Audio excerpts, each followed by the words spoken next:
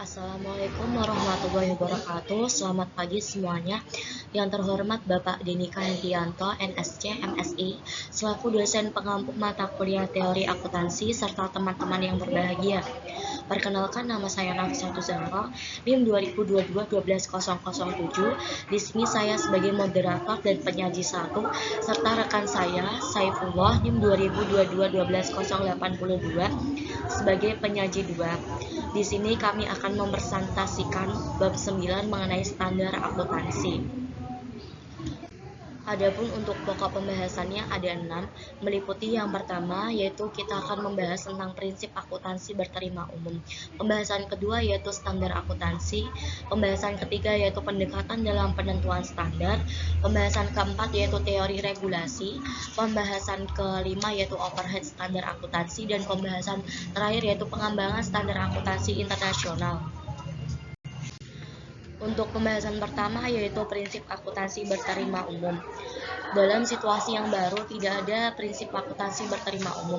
Jika entitas yang berbeda mengadopsi kebijakan yang berbeda, tidak ada mekanisme untuk menentukan bahwa sesuatu dapat diterima secara umum. Pada sisi lain, suatu rekomendasi yang dikeluarkan oleh badan pembuat standar secara otomatis dipandang dapat diterima umum sebagai pengecualian praktek lain. Tidak peduli rekomendasi tidak populer dalam praktik. Pada pembahasan kedua yaitu kita akan membahas tentang standar akuntansi.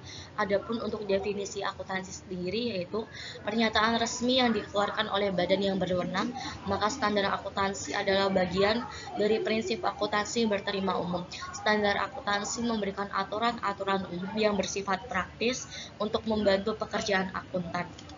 Dalam kaitannya dengan subjek standar, ID tahun 1977 membagi standar ke dalam 4 tipe utama. Yang pertama, tipe pertama menyatakan bahwa akuntan harus memberitahukan kepada pemakai tentang apa yang mereka kerjakan dengan cara mengungkapkan metode dan asumsi yang dianut. Tipe kedua menyatakan membantu pencapaian berbagai keseragaman penyajian tentang pernyataan akuntansi tertentu.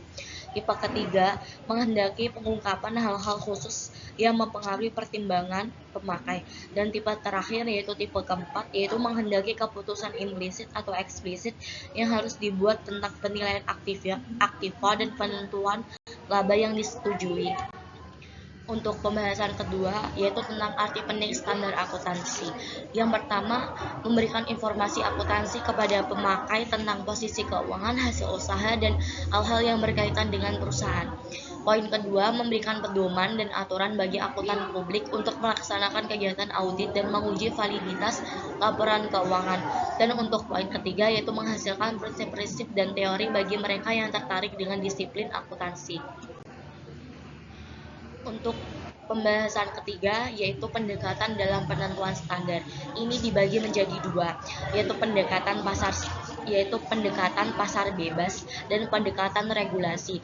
Adapun untuk pengertian pendekatan pasar bebas ini dilandasi asumsi dasar bahwa informasi akuntansi merupakan komoditi ekonomi serupa dengan barang atau jasa lain. Atas dasar asumsi tersebut, jumlah informasi akuntansi yang disajikan akan dipengaruhi oleh kekuatan permintaan dan penawaran. Untuk pendekatan regulasi ini, kegagalan pasar dapat terjadi karena beberapa faktor, antara lain yang pertama pengendalian monopoli terhadap informasi oleh manajemen. Hipotesis ini menyatakan bahwa akuntan memiliki pengaruh monopoli terhadap data yang disajikan dan digunakan oleh pasar. Untuk poin kedua yaitu hipotesis investor naif. Hipotesis ini menyatakan bahwa investor yang tidak mengetahui beberapa teknik dan transformasi akuntansi yang kompleks mungkin akan dibodohi oleh pemakaian teknik tertentu yang digunakan perusahaan. Untuk poin ketiga yaitu fiksasi fungsional. Pada kondisi tertentu, investor mungkin tidak mampu mengubah keputusan mereka dalam merespon perubahan proses akuntansi sesuai dengan data baru yang ada. Untuk poin keempat yaitu angka-angka yang menyesatkan. Karena akuntansi didasarkan sepenuhnya pada penilaian aktiva dan berbagai prosedur alokasi yang arbitrer dan incorrigible, output akuntansi mungkin tidak bermakna dan menyesatkan dalam proses pengambilan keputusan. Untuk poin kelima yaitu keragaman prosedur. Adanya fleksibilitas dalam pemilihan teknik akuntansi dan keinginan manajemen untuk menyajikan gambaran yang diinginkan menyebabkan output akuntansi antara satu perusahaan dengan perusahaan yang lain kurang dapat diperbandingkan dan kurang bermanfaat. Untuk poin terakhir yaitu kurangnya objektivitas. Tidak ada kriteria objektif yang dapat digunakan manajemen dalam memilih teknik akuntansi menyebabkan output akuntansi tidak dapat diperbandingkan. Oke, terima kasih kepada rekan saya yang telah memberikan waktunya kepada saya untuk melanjutkan pemaparan materi. Dan selanjutnya adalah terkait dengan teori regulasi. Yang pertama ada bentuk teori regulasi menurut Stigler dan Posner. Ini ada dua kategori teori regulasi dalam industri. Yang pertama, teori kepentingan publik. Regulasi diperlukan sebagai tanggapan atas permintaan publik terhadap perbaikan praktik pasar yang tidak efisien dan tidak adil. Jadi di mana pada saat praktik lapangan ditemukan ketidakadilan, teori kepentingan publik ini berperan penting dalam penyusunan terkait dengan kebijakan regulasi yang akan diterapkan nantinya. Yang kedua, teori kepentingan kelompok. Regulasi disediakan sebagai tanggapan atas permintaan kelompok tertentu untuk memaksimumkan kemakmuran mereka.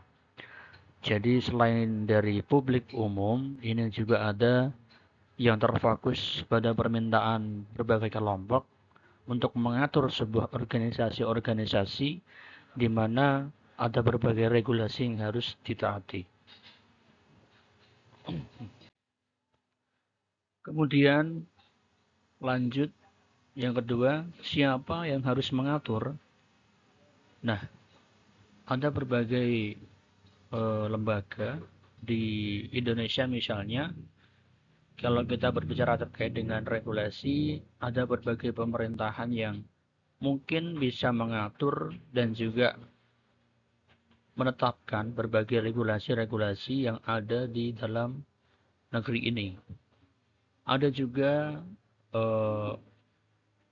pengatur regulasi yang di dunia, katakanlah seperti PBB dan yang lainnya, itu merupakan contoh orang-orang atau lembaga yang berwenang untuk mengatur yang namanya regulasi peraturan yang ada di negeri manapun. Kemudian kita lanjut ke overload standar akuntansi. Standar akuntansi pada dasarnya merupakan standar yang mengatur penyajian informasi, pengukuran transaksi dalam laporan keuangan, dan pengungkapan laporan keuangan. Ada berbagai faktor yang menyebabkan timbulnya overload standar akuntansi. Yang pertama, dengan munculnya berbagai pertanyaan tentang apa yang harus diungkapkan dan yang tidak perlu diungkapkan. Akuntan mulai mengeluarkan begitu banyak standar yang cenderung mengabaikan pertimbangan. Kedua, alasan untuk melindungi kepentingan publik dan membantu investor menghasilkan berbagai regulasi dan pengungkapan profesional dan pemerintahan. Kemudian yang ketiga, keinginan untuk memuaskan kebutuhan berbagai pemakai yang memerlukan standar yang lebih terinci. Nah, kemudian ini ada pengaruh overload standar akuntansi. Ini adalah kondisi di mana terdapat terlalu banyak standar dan peraturan akuntansi yang harus dipatuhi oleh perusahaan atau entitas pelaporan keuangan. Nah, kemudian solusi bagaimana yang harus kita terapkan untuk mengatasi permasalahan overload standar akuntansi ini? Nah, komite khusus yang dibentuk oleh AIPCA atau American Institute of Certified Public Accountants terhadap berbagai pendekatan. Ini ada berbagai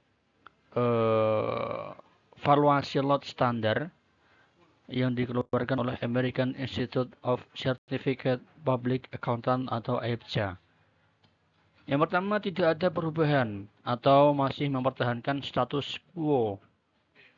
Berarti tidak ada perubahan sama sekali. Kemudian yang kedua, melakukan perubahan terhadap konsep GAAP. Menjadi dua jenis GAAP, misalnya GAAP khusus untuk perusahaan kecil dan jenis khusus untuk perusahaan besar. Jadi GAAP ini dibedakan khusus untuk yang besar maupun yang perusahaan kecil. Kemudian melakukan perubahan GAAP untuk menyederhanakan penerapannya bagi semua perusahaan. Kemudian menentukan pengungkapan disclose dan pengukuran yang berbeda, melakukan perubahan terhadap standar akuntansi, kemudian memberi alternatif bagi GAAP sebagai bisnis pemilihan, kemudian penyajian laporan keuangan. Kemudian kita lanjut kepada pengembangan standar akuntansi internasional. Berbeda dengan pengembangan standar akuntansi suatu negara, di mana standar akuntansi pada umumnya adalah bagian dari undang-undang negara tersebut.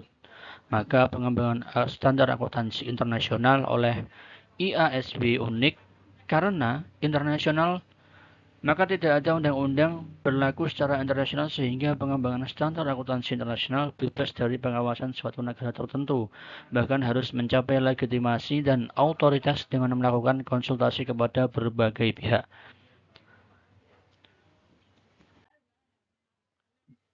Nah, kemudian di sini ada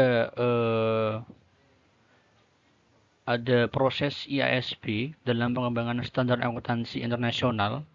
Itu dilakukan dengan tahapan sebagai berikut. Yang pertama adalah pengadaan agenda, kemudian dilanjutkan dengan Statutory Issue, Board Database Text, Preliminary Viewers, atau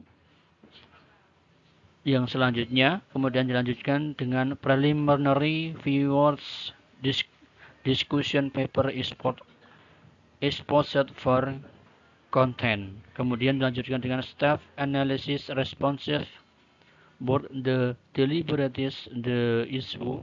Kemudian dilanjutkan exposes draft atau draft standar. Kemudian staff analysis.